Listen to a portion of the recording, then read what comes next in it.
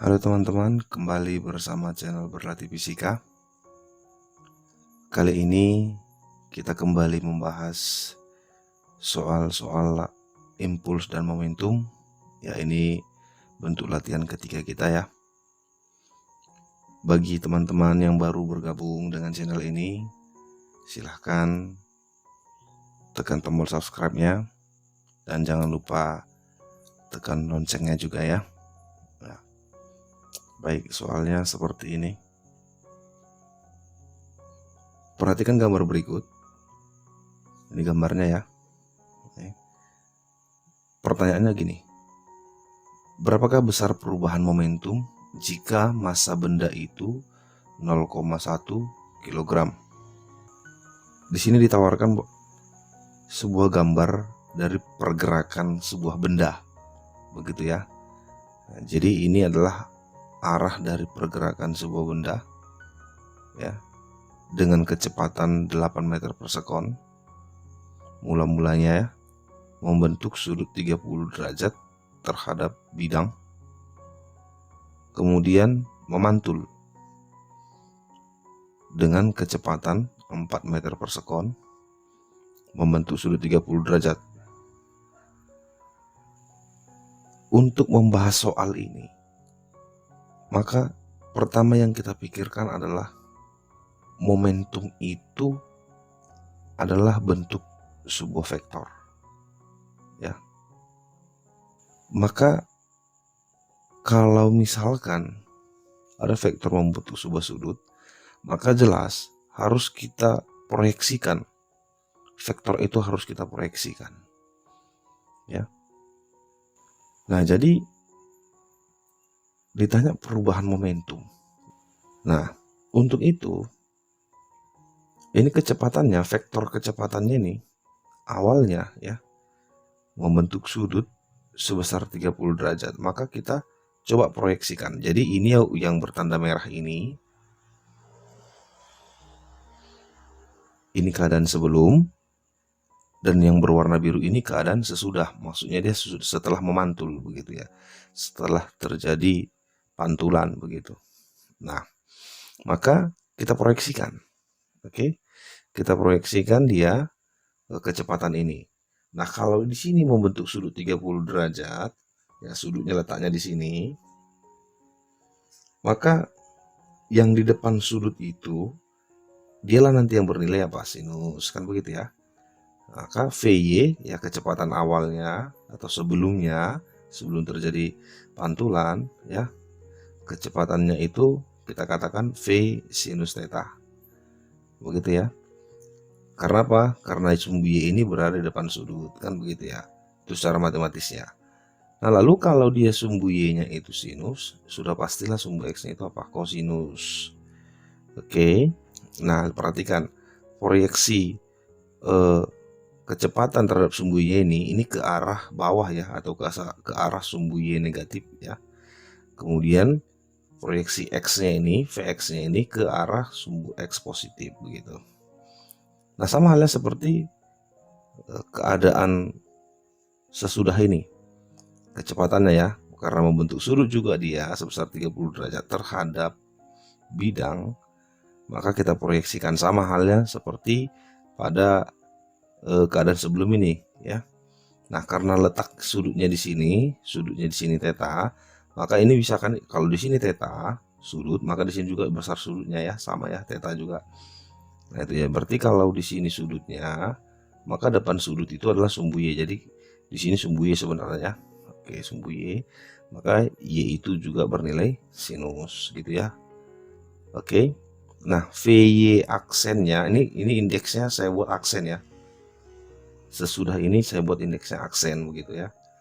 Nah, jadi VY aksennya ini itu proyeksinya itu ke atas atau ke sumbu Y positif.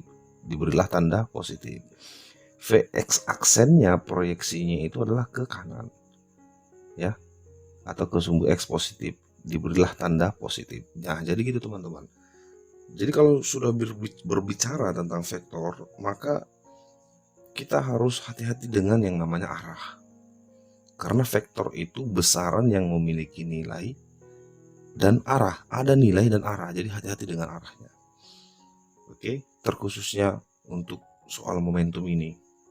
Jadi kalau bicara momentum itu tadi ya, kita harus berbicara tentang apa? Arah. Karena terkait dengan yang namanya kecepatan, bukan kelajuan, kecepatan begitu. Oke. Nah, kalau sudah selesai proyeksi-proyeksinya ini, maka kita kembali lagi ke pertanyaannya, berapakah besar perubahan momentum? Nah, di sini karena benda itu bergerak membentuk sebuah sudut, kan begitu? Maka momentum atau perubahan momentumnya ini ada dua, yang mana itu ada terjadi perubahan momentum benda pada sumbu X, ini ya, ini Vx, ini Vx aksen, kan begitu? Jadi artinya Vx-nya ini berubah kecepatannya ya menjadi Vx aksen, sama halnya seperti Vy. Jadi Vy ini juga berubah kecepatannya, ya besar kecepatannya berubah menjadi Vy aksen, gitu ya. Tidak hanya besarnya yang berubah khusus untuk Vy ya, arahnya juga berubah. Nah itu, nah jadi kuncinya di situ ya, teman-teman harus pahami ini. Nah ini dia. Nah jadi dia tidak hanya memandang berapakah besarnya, berapakah besar perubahannya, arahnya juga berubah, karena itu juga akan mempengaruhi. Nah, oke.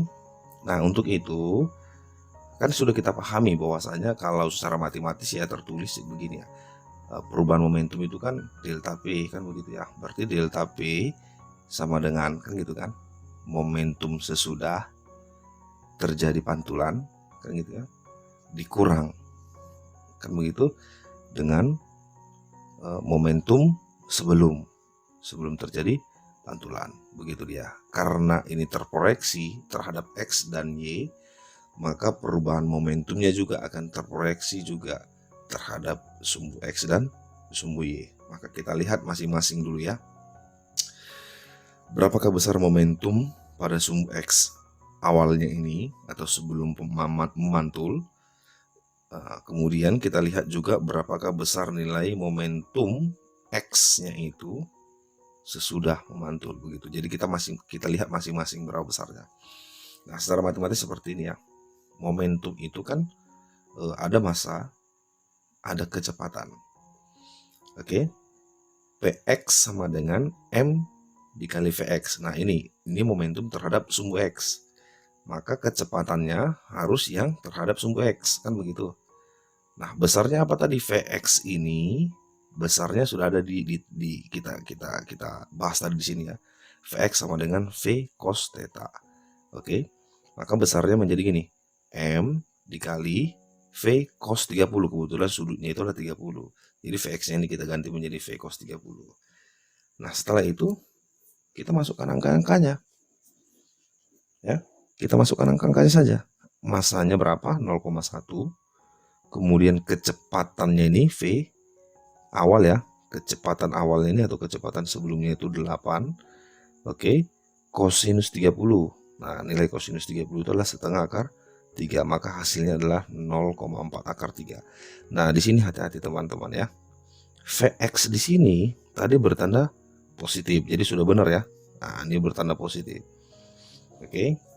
Kemudian kita lanjutkan ke momentum X juga, tapi sesudah, gitu ya. Tadi ini keadaan sebelum, ini keadaan sesudah. Berarti Px aksen sama dengan M dikali Vx aksen. Oke, Vx aksen tadi nilainya adalah V cos theta. Oh maaf ya, ini seharusnya V aksen gitu ya. Oke, nah ini harusnya V aksen di sini ya. Itu ya. Oke teman-teman ya, ini sudah saya ganti menjadi V aksen ya. Nah, tadi harusnya V aksen di sini ya. Oke. Nah jadi Vx aksennya itu nilainya adalah V aksen cos theta. Nah bertanda positif, gitu ya. Nah ini dia nilainya. V aksennya kita ganti menjadi V aksen cos theta atau cos 30. Maka Px aksen sama dengan, kita tinggal masukkan nilainya aja 0,1 ya. V aksennya ini, Vx aksennya V aksennya ini nilainya tadi adalah 4. Kemudian cos 30 nilainya setengah akar 3, sehingga hasilnya adalah 0,2 akar 3. Itu untuk momentum sesudah pada sumbu X. Ini tadi momentum sebelum pada sumbu X, kan gitu ya, sebelum terjadi pantulan. Nah, itu tadi pada sumbu X. Nah, sekarang kita analisa lagi pada sumbu Y. Hal yang sama kita lakukan seperti pada sumbu X ya. Nah, mari kita lihat sama-sama. Vy sama dengan M dikali Vy. Oke, Vy itu, nah di sini perhatikan. Vy ini arahnya ke mana tadi? Ke sumbu Y negatif ya, ke bawah ya. Maka kita buat tadi tandanya apa? Negatif. Maka Vy ini, nah Vy ini kan nilainya tadi apa? V sin theta. Tapi karena di arahnya ke bawah bertanda negatif, maka di sini kita kasih tanda minus. Maka menjadi gini, M dikali min V sin 30, begitu ya. Oke, ini tandanya minus ya. Maka 0,1 masanya, V nya nilainya tadi 8, V sebelum ya. Oke, kemudian sinus 30 nilainya itulah setengah, berarti setengah dikali 8 itu adalah 4. Kemudian 4 dikali 0,1 itu menjadi minus 0,4, begitu. Oke, teman-teman ya, tahu ya dari mana minus ini ya. Nah, ini tadi. Nah, di sini teman-teman hati-hati. Jadi banyak di sini mengabaikan ini. Ya, jangan salah. Oke, berbicara momentum, maka berbicara tentang vektor, begitu. Oke. Kemudian kita lihat momentum pada sumbu Y setelah atau sesudah terjadi pantulan. Kita lihat M Vy aksen sama dengan, oke, Vy aksennya kita lihat di sini. Ya, nilainya adalah V aksen sinus theta. Nah, dia arahnya terproyeksi ke sumbu Y positif.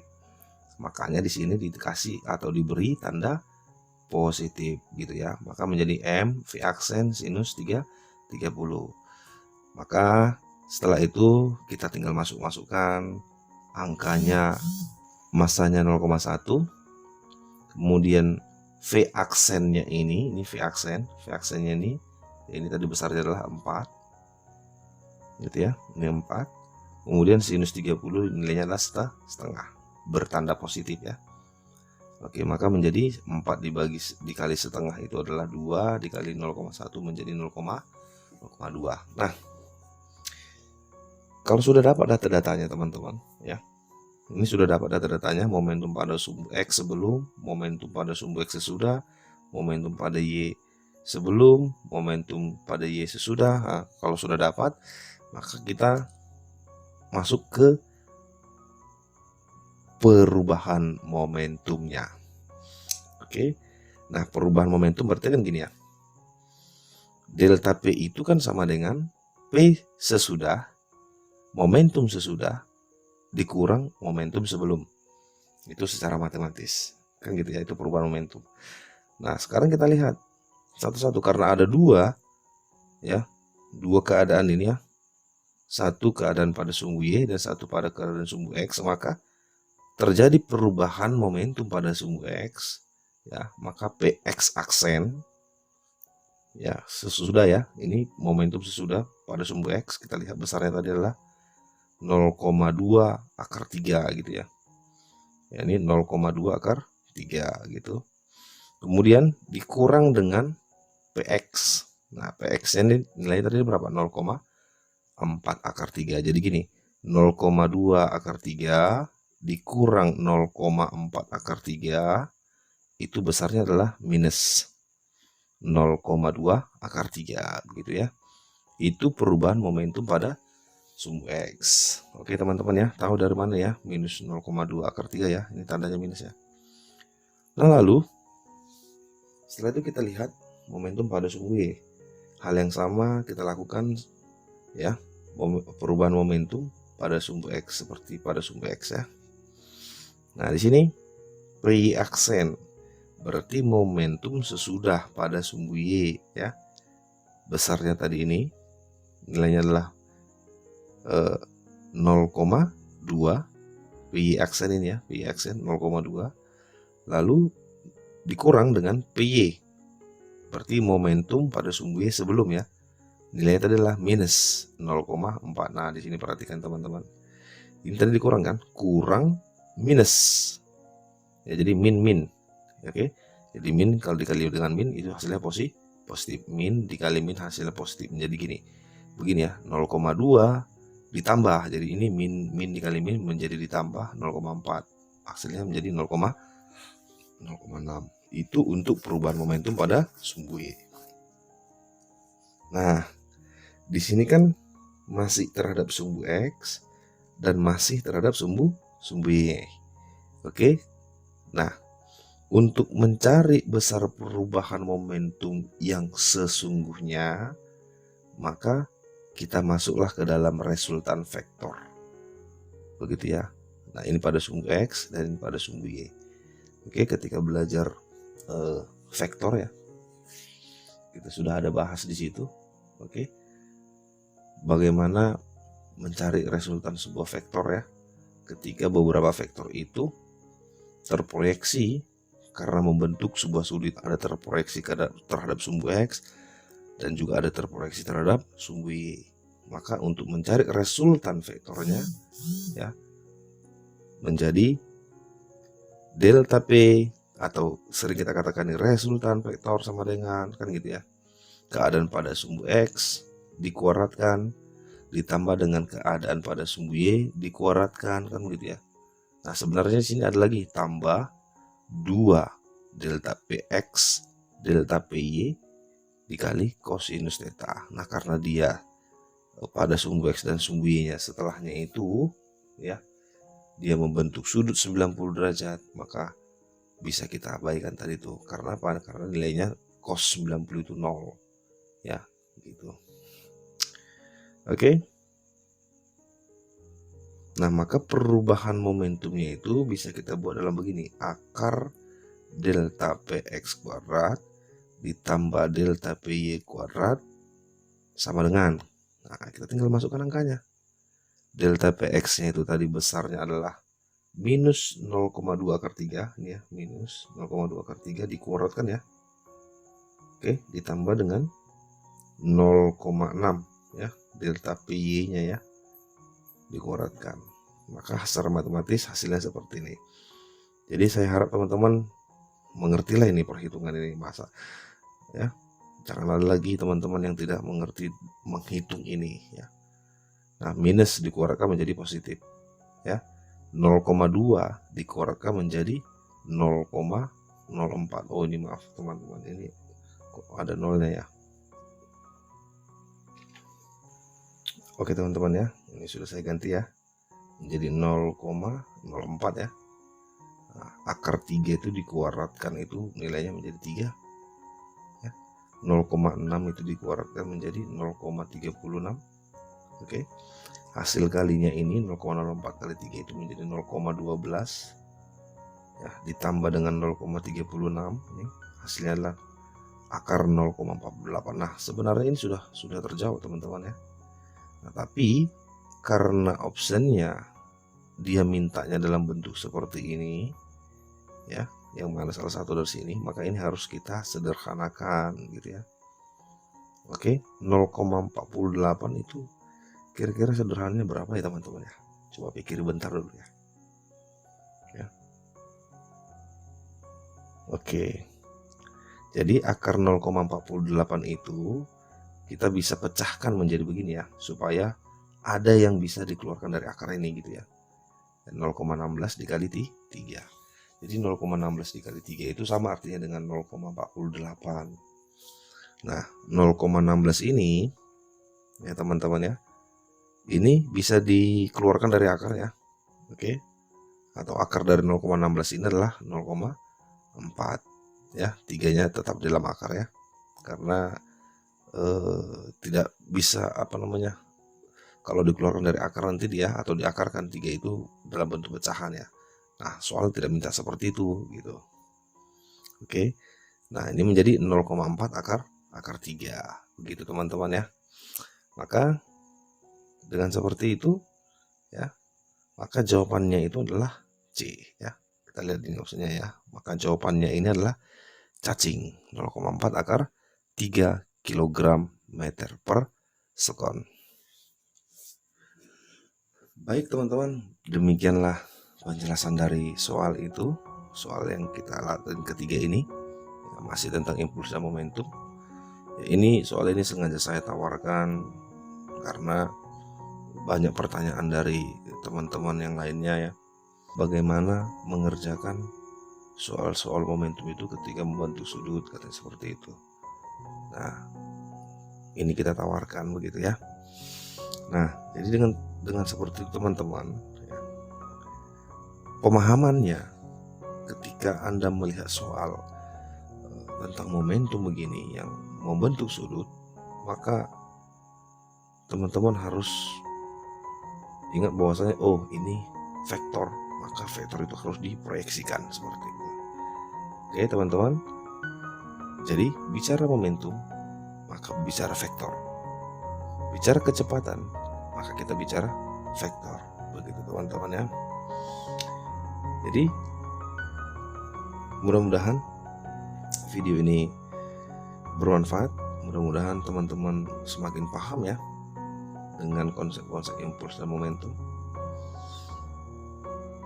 Jika video ini bermanfaat, teman-teman boleh bagikan kepada teman-teman yang lainnya ya. Tapi jangan lupa yang belum subscribe channel ini biar supaya lebih berkembang lagi, biar supaya saya juga lebih semakin semangat lagi. Dan jangan lupa tekan tombol loncengnya, notifikasinya, supaya teman-teman tidak ketinggalan kalau ada video-video yang baru nanti. Akhir kata saya ucapkan semangat, tetap berlatih dan terus berlatih. Terima kasih.